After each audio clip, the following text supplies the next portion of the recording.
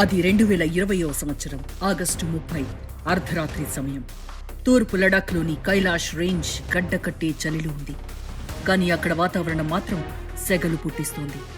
సరిగ్గా అదే సమయంలో నిశ్శబ్దాన్ని చీలుస్తూ చైనా పీపుల్స్ లిబరేషన్ ఆర్మీ భారీ ట్యాంకుల గర్జన మొదలైంది. అవి నెమ్మదిగా కానీ నిశ్చయంగా భారత స్థావరాల వైపు దూసుకొస్తున్నాయి. ఏ క్షణంలో ఏం జరుగుతుందో తెలియని ఉత్కంఠ. తుపాకీ గొట్టం చివర చావు నిలబడి చూస్తున్న వేళ రెండు దేశాల మధ్య యుద్ధ మేఘాలు కమ్ముకున్నాయి. అప్పటి వరకు చర్చల వేదికలపై ఉన్న సమస్య ఒక్కసారిగా రణక్షేత్రం వైపు మలుపు తిరిగిన అత్యంత భయానక క్షణమది. అసలు ఆ రాత్రి గల్వాన్లో ఏం జరిగింది?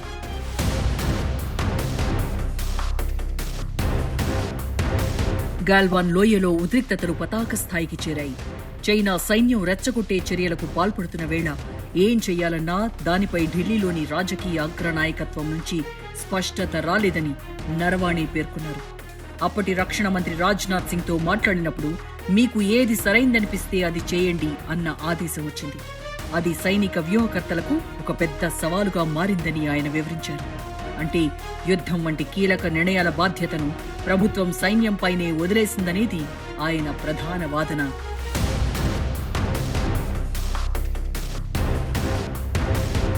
బాధ్యత ఎవరిది? తీవ్రమైన అంతర్జాతీయ పరిణామాలకు దారితీసే యుద్ధ నిర్ణయాలను కేవలం సైనికాధికారులకే వదిలేయడం ప్రమాదకరమని నరవాణే హెచ్చరించారు. సైన్యం ఆయుధాలతో పోరాడుతుంది, కానీ దానికి కావాల్సిన రాజకీయ ఆమోదం స్పష్టంగా ఉండాలి. క్లిష్ట సమయాల్లో నిర్ణయాలు తీసుకోకుండా మౌనం వహించడం లేదా బంతిని సైన్యం కోర్టులోకి నెట్టడం సరైన నాయకత్వ లక్షణం కాదని ఆయన తన పుస్తకంలో కుండబద్దలు కొట్టారు. చైనాతో సరిహద్దు చర్చలు జరుపుతున్నప్పుడు మన వైపు నుంచి ఉండాల్సిన పటిష్టమైన లిఖితపూర్వక స్పష్టత లోపించిందని నరవాణే అభిప్రాయపడ్డారు. మాటల ద్వారా జరిగే ఒప్పందాలు చైనా వంటి దేశాలతో ప్రమాదకరమని, అవి వారికి అనుకూలంగా మార్చుకునే అవకాశాన్ని కల్పిస్తాయని ఆవేదన వ్యక్తం చేశారు.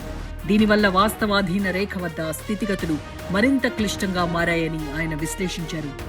మాటల ద్వారా జరిగే ఒప్పందాలు చైనా వంటి దేశాలతో ప్రమాదకరమని ఆయన హెచ్చరించారు. దేశవ్యాప్తంగా అగ్నిపర్వతంలా రగిలిన అగ్నిపథ్ పథకం అసలు సైన్యాధిపతులకే ఒక పెద్ద షాక్ అని నరవాణే తన పుస్తకంలో బాంబు పేల్చారు. సైన్యం ముందు చూపుతో ప్రతిపాదించిన నమూనా ఒకటైతే ప్రభుత్వం వెలుగులోకి తెచ్చిన విధానం పూర్తిగా భిన్నమైందని ఆయన కుండబద్దలు కొట్టారు. అసలు ఈ భారీ మార్పుపై త్రివిధ దళాల అధిపతులతో సరైన సంప్రదింపులు జరగలేదని, తగిన కసరత్తు లేకుండానే దీనిని అమలు చేశారని ఆయన పేర్కొన్న అంశాలు ఇప్పుడు రక్షణ వర్గాల్లో ప్రకంపనలు సృష్టిస్తున్నాయి. సరిహద్దుల్లో శత్రువు ముంచుకొస్తున్నప్పుడు ఢిల్లీ గల్లీలో రాజకీయ లాభ నష్టాలను బేరీజు వేసుకోవడం సైన్యం పాలిట శాపంగా మారిందని నరవాణే ఆవేదన వ్యక్తం చేశారు. అసలు ఆయన ఆందోళనలో అర్థం ఉందా?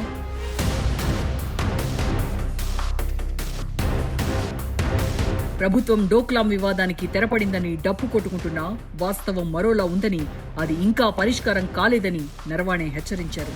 భూటాన్ సరిహద్దుల్లో చైనా అక్రమ నిర్మాణాలు, మౌలిక సదుపాయాల కల్పన నిరంతరాయంగా సాగుతూనే ఉందని, మనం కేవలం తాత్కాలిక ఉపశమనాన్ని శాశ్వత పరిష్కారంగా భావించి మోసపోతున్నామని ఆయన వాస్తవ చిత్రణను కళ్లకు కట్టారు.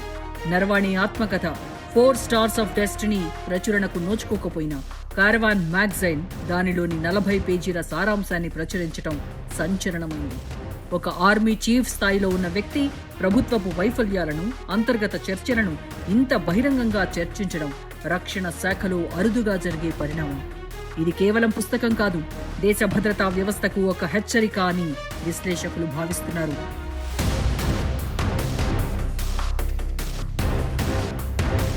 సరిహద్దుల్లో ఉద్రిక్తతలు ఉన్నప్పుడు రాజకీయ లాభ నష్టాలను బేరీజు వేసుకోవడం వల్ల క్షేత్రస్థాయిలో సైన్యం తీవ్ర ఒత్తిడికి లోనవుతుందని నరవాణే పేర్కొన్నారు.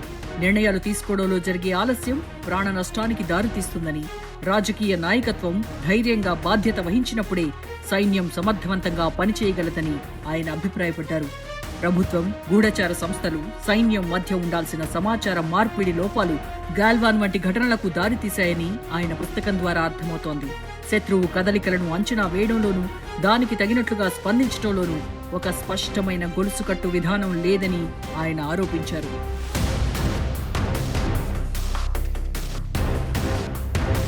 రిటైర్డ్ అధికారులు రాసే పుస్తకాలపై రక్షణ మంత్రిత్వ శాఖ కఠినమైన ఆంక్షలు విధిస్తోంది. నరవాణే పుస్తకానికి అనుమతి నిరాకరించడం వెనక ఉన్న ఉద్దేశం ప్రభుత్వ వైఫల్యాలు బయటకు రాకుండా చూడటమేనన్న విమర్శలు వస్తున్నాయి. ప్రజాస్వామ్యంలో సైనిక అనుభవాల ద్వారా పాఠాలు నేర్చుకోవాలే తప్ప వాటిని అణచివేయకూడదని మేధావులు వాదిస్తున్నారు. చైనా చాలా ముందు చూపుతో అడుగులు వేస్తోందని, కానీ మన స్పందన కేవలం ఆయా సమయాల్లో వచ్చే సమస్యలను పరిష్కరించడానికే పరిమితమవుతోందని నరవాణే విశ్లేషించారు. దీర్ఘకాలిక రక్షణ విధానం, బలమైన రాజకీయ సంకల్పం లేకపోతే సరిహద్దుల్లో మన పట్టు సడలే ప్రమాదం ఉందని ఆయన హెచ్చరిస్తూ తన పుస్తకాన్ని ముగించారు. ఇదిలా ఉంటే ఇవన్నీ భారత మాజీ సైన్యాధిపతి జనరల్ ఎంఎం నరవాణే తన ఆత్మకథలో వ్యక్తం చేయడం ఎందుకు? అప్పుడే అడ్డుకునే పని కదా అనే ప్రశ్న సహజంగా వస్తుంది. కారణం ఏంటంటే భారత ప్రజాస్వామ్య వ్యవస్థలో సివిలియన్ సుప్రిమసీ అనే సూత్రం అత్యంత కీలకం. సైన్యం ఎప్పుడూ ఎన్నికైన ప్రభుత్వానికి జవాబుదారీగా ఉంటుంది తప్ప స్వతంత్ర నిర్ణయాలు తీసుకునే అధికారం దానికి ఉండదు. నరవాణే వంటి ఉన్నత స్థాయి అధికారి పదవిలో ఉన్నప్పుడు ప్రభుత్వం తీసుకున్న అగ్నిపథ్ వంటి విధాన నిర్ణయాలను లేదా దౌత్యపరమైన వ్యూహాలను బహిరంగంగా వ్యతిరేకిస్తే అది రాజ్యాంగ ఉల్లంఘనగా పరిగణించబడుతుంది. ఆయన తన అభ్యంతరాలను అంతర్గత సమావేశాల్లో, రక్షణ మంత్రిత్వ శాఖ ఫైళ్లలో ఖచ్చితంగా నమోదు చేసి ఉండొచ్చు. కానీ కేబినెట్ ఒకసారి నిర్ణయం తీసుకున్న తర్వాత సైన్యాధిపతిగా దాన్ని అమలు చేయడం ఆయన ప్రాథమిక విధి. అందుకే ఆ సమయంలో వ్యవస్థాగత క్రమశిక్షణకు కట్టుబడి ఉన్న ఆయన పదవీ విరమణ తర్వాతే దేశ భద్రత దృష్ట్యా ఆ లోపాలను ప్రజల ముందు ఉంచాలని నిర్ణయించుకున్నట్టు తెలుస్తోంది. గాల్వాన్ ఉదంతం సమయంలో ప్రభుత్వం సైన్యానికి ఇచ్చిన ఏది సరైందనిపిస్తే అది చేయండి అనే ఆదేశం వెనక ఉన్న అసలు చిక్కుముడిని నరవాణే ఎండగట్టారు. ఇది చూసేందుకు సైన్యానికి ఇచ్చిన పూర్తి స్వేచ్ఛలా అనిపించినా వాస్తవానికి ఇది రాజకీయ నాయకత్వం బాధ్యత నుంచి తప్పుకోవడమేనని ఆయన విశ్లేషణ. ఒకవేళ సరిహద్దుల్లో తీసుకున్న నిర్ణయం వికటించి యుద్ధం సంభవిస్తే ఆ నిందను సైన్యంపైకి నెట్టేసే ప్రమాదం ఉందని ఆయన గ్రహించారు. ఆ క్లిష్ట సమయంలో ఆయన దారుణాలను అడ్డుకోలేదని అనడం కంటే రాజకీయ మద్దతు లేని పరిస్థితుల్లో కూడా సంయమనంతో వ్యవహరించి పరిస్థితిని అదుపు చేశారని చెప్పడం సబబుగా ఉంటుంది. ప్రభుత్వం నుంచి స్పష్టమైన లిఖితపూర్వక ఆదేశాలు లేకపోవడం వల్ల క్షేత్రస్థాయిలో కమాండర్లు ఎంతటి మానసిక సంఘర్షణకు లోనయ్యారో ఆయన ఈ పుస్తకంలో కళ్లకు కట్టారు. నరవాణే ఆత్మకథ ప్రధానంగా వ్యవస్థాగత లోపాలపై దృష్టి పెట్టింది. డోక్లాం వివాదం పరిష్కారం కాకపోవడం, చైనాకు అనుకూలంగా మారుతున్న దౌత్య ఒప్పందాలు, సైనిక దళాల అధిపతుల సలహాలను పక్కనబెట్టి తీసుకొచ్చిన అగ్నిపథ్ వంటి అంశాల్లో రాజకీయ వ్యూహాలే పైచేయి సాధించాయని ఆయన వాదన. పదవిలో ఉన్నప్పుడు ఈ లోపాలను సరిదిద్దడానికి చేసిన ప్రయత్నాలు ప్రభుత్వ మొండి వైఖరి వల్ల విఫలమై ఉండొచ్చు. ఈ పుస్తక ప్రచురణకు రక్షణ మంత్రిత్వ శాఖ అనుమతి నిరాకరించడం చూస్తుంటే ఆయన బయటపెట్టిన సత్యాలు వ్యవస్థలోని లోపాలను ఎంత సూటిగా ప్రశ్నిస్తున్నాయో అర్థమవుతుంది. ఇది కేవలం ఒక మాజీ అధికారి ఆవేదన మాత్రమే కాదు, భవిష్యత్తులో దేశ భద్రత విషయంలో ఇలాంటి తప్పులు జరగకూడదన్న ఒక హెచ్చరికగా మనం పరిగణించాలి. లోక్సభలో ప్రతిపక్ష నేతలు ప్రధానంగా టార్గెట్ చేస్తున్న అంశం ప్రభుత్వపు నిర్ణయాత్మక వైఫల్యం. 2020 గాల్వాన్ ఉదంతం సమయంలో రక్షణ మంత్రి మీకు నచ్చింది చేయండి అని చెప్పడాన్ని ప్రతిపక్షాలు తీవ్రంగా తప్పుపడుతున్నాయి.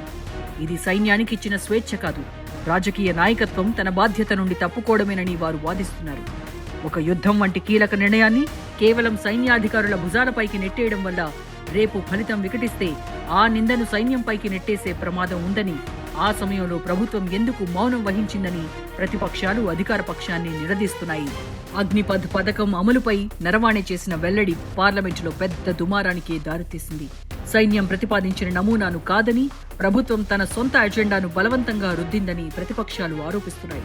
త్రివిధ దళాల అధిపతులతో కూడా సంప్రదింపులు జరపకుండా దేశ భద్రతతో ముడిపడిన ఇంతటి కీలకమైన పథకాన్ని కేవలం ఖర్చు తగ్గించుకోవడానికో లేదా రాజకీయ ప్రయోజనాలకు ఎలా ప్రవేశపెడతారని వారు ప్రశ్నిస్తున్నారు. నరవాణే పుస్తకంలోని అంశాల ఆధారంగా అగ్నిపథ్ అనేది సైన్యపు పునాదులనే బలహీనపరిచే నిర్ణయమని వారు సభలో గట్టిగా వినిపిస్తున్నారు. నరవాణే ఆత్మకథ ప్రచురణను అడ్డుకోవడాన్ని ప్రతిపక్షాలు నిజం గొంతు నొక్కడంగా అభివర్ణిస్తున్నాయి. రక్షణ రహస్యాల సాకుతో ప్రభుత్వ వైఫల్యాలను దాచాలని చూడటం ప్రజాస్వామ్యానికి విరుద్ధమని వారు వాదిస్తున్నారు. రిటైర్డ్ సైనికాధికారులకు తమ అనుభవాలను పంచుకునే హక్కు ఉందని, వారి విశ్లేషణల ద్వారా పాఠాలు నేర్చుకోవాలే తప్ప ఆ పుస్తకాలను నిషేధించడం సరికాదని వారు పేర్కొంటున్నారు. కార్వాన్ మ్యాగజైన్ ద్వారా బయటకు వచ్చిన వివరాల పట్ల ప్రభుత్వం ఎందుకు స్పందించడం లేదని, సభలో దీనిపై పూర్తి స్థాయి వివరణ ఇవ్వాలని వారు డిమాండ్ చేస్తున్నారు. డోక్లాం, గాల్వాన్, భూటాన్ సరిహద్దుల్లో చైనా అక్రమ నిర్మాణాలపై నరవాణే ఇచ్చిన హెచ్చరికను ప్రతిపక్షాలు సభలో పదే పదే ప్రస్తావిస్తున్నాయి. ప్రభుత్వం ఎవరూ రాలేదు, ఏమీ జరగలేదు అని చెబుతుంటే మాజీ సైన్యాధిపతి మాత్రం చైనా చొరబాట్లు ఇంకా కొనసాగుతున్నాయని ఎందుకు చెబుతున్నారని వారు నిలదీస్తున్నారు. జాతీయ భద్రత విషయంలో దేశాన్ని ప్రభుత్వం చీకట్లో ఉంచుతోందని నరవాణే పుస్తకం ద్వారా బయటపడిన ఈ వాస్తవాలు దేశ సరిహద్దుల పట్ల ప్రభుత్వం చూపిస్తున్న నిర్లక్ష్యానికి నిదర్శనమని ప్రతిపక్షాలు తమ వాదనను బలంగా వినిపిస్తున్నాయి. భారత సైన్యం అత్యంత చాకచక్యంగా కైలాష్ రేంజ్ శిఖరాలను అధిరోహించి చైనాను ఆత్మరక్షణలో పడేసింది. దీనికి ప్రతిచర్యగా చైనా తన పీపుల్స్ లిబరేషన్ ఆర్మీ ట్యాంకులను భారత స్థావరాల వైపు కదిలించింది. ఆ సమయంలో ఏ చిన్న పొరపాటు జరిగినా అది పూర్తి స్థాయి యుద్ధానికి దారితీసేలా ఉంది.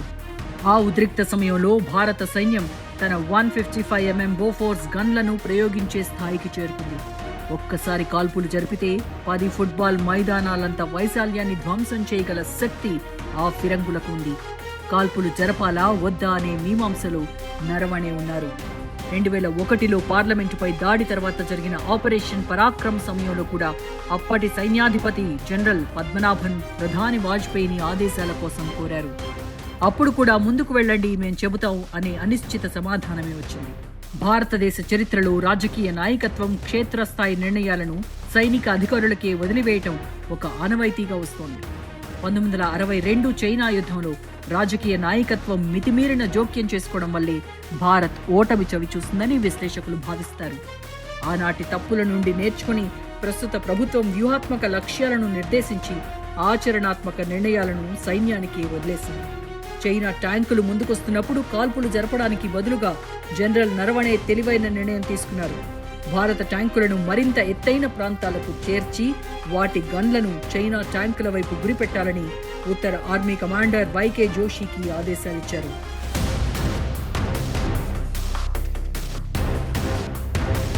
భారత ట్యాంకులు తమ వైపు నేరుగా గురిపెట్టి ఉండటం చూసిన చైనా సేనలు దిగ్భ్రాంతి చెందాయి. భారత సైన్యం ధైర్యానికి, వ్యూహానికి భయపడి వారు తమ ట్యాంకులను ఆపివేశారు. యుద్ధం జరగకుండానే భారత్ తన పట్టును నిరూపించుకుంది. రాజకీయ జవాబుదారీతనం, ప్రతిపక్షాలు ఈ విషయంలో ప్రభుత్వాన్ని విమర్శించాయి. నిర్ణయం తీసుకోవడంలో ప్రభుత్వం వెనకడుగు వేసిందని, బాధ్యతను సైన్యంపైకి నెట్టిందని ఆరోపించాయి. అయితే ఇది సైన్యానికి ఇచ్చిన స్వేచ్ఛగా కొందరు రక్షణ నిపుణులు సమర్థించారు.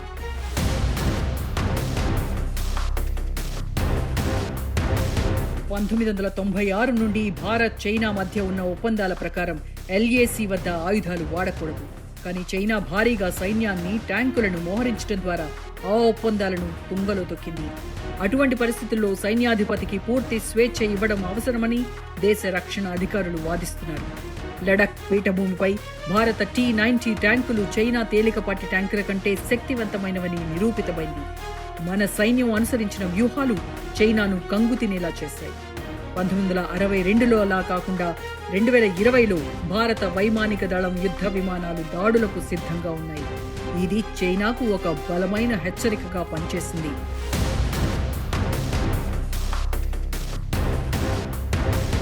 జనరల్ నరవణే తన పుస్తకంలో పేర్కొన్నట్లుగా ఏదైనా అవాంఛనీయ సంఘటన జరిగితే అది అంతర్జాతీయ స్థాయిలో తీవ్ర పరిణామాలకు దారితీస్తుంది. అందుకే కాల్పులు జరిపే ముందు రాజకీయ నాయకత్వం నుండి స్పష్టత కోరటం సైన్యాధిపతిగా ఆయన బాధ్యత. గతంలో 1971 యుద్ధంలో లెఫ్టినెంట్ జనరల్ సాగత్ సింగ్ తనపై అధికారుల ఆదేశాలను కాదని మేఘనా నదిని దాటి ఢాకా వైపు దూసుకెళ్లారు. అటువంటి సాహసోపేత నిర్ణయాలే కొన్నిసార్లు విజయాలను అందిస్తాయి. 2020లో కూడా నరవణే అటువంటి ధైర్యాన్ని ప్రదర్శించారు. ఈ పుస్తకంలో చైనా ఉద్రిక్తతలతో పాటు అగ్నిపథ్ పథకం గురించి కూడా జనరల్ నరవణే తన అభిప్రాయాలను పంచుకున్నారు. ఇది కూడా రాజకీయంగా చర్చనీయాంశమైంది.